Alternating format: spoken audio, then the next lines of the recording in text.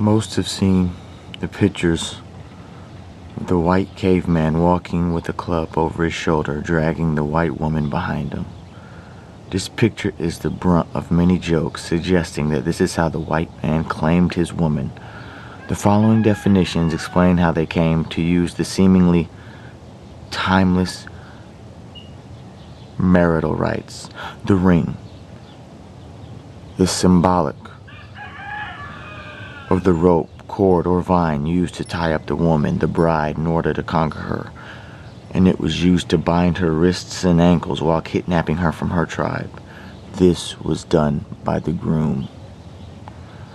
The ring bearer is a man who went with the groom to steal the bride. He is the one who carried the extra rope. It took 2 to 3 men to pull this heist. The attendants. The best man was the man who went with the groom to steal the bride. Throwing of the rice is symbolic of the rocks and stones the family of the bride threw after the groom. When the bride's screams awakened her family, they saw she was being taken. The honeymoon is the symbolic cooling off period that followed the taking of the bride.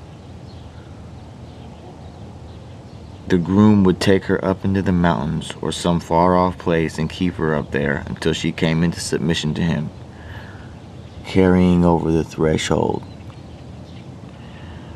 Symbolic of the groom carrying the bride into the cave, her new home. He had to carry her because she would not walk in voluntarily.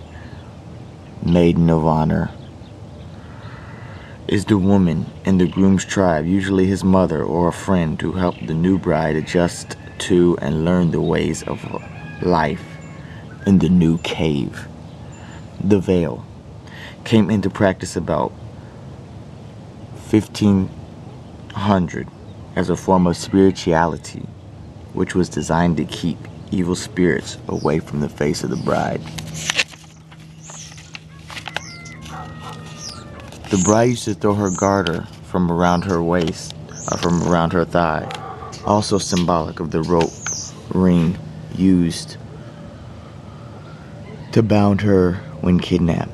But white men used to create such a brawl at the wedding, scuffling for the garter, that this practice was dropped, and the bride took to throwing her bouquet to the women who were more civilized in their participation. Few black women know what they are doing when they plan and host a big church wedding. She doesn't care. She should take the time to use her own history to have a wedding ceremony and make up her own vows.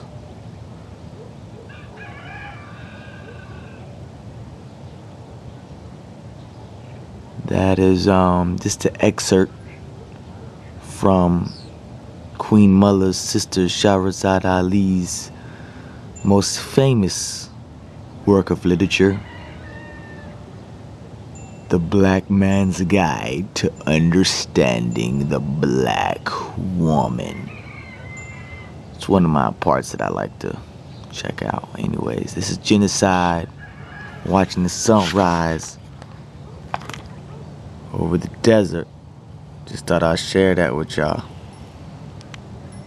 You know, that's the phoenix. That's the sun. It is what it is.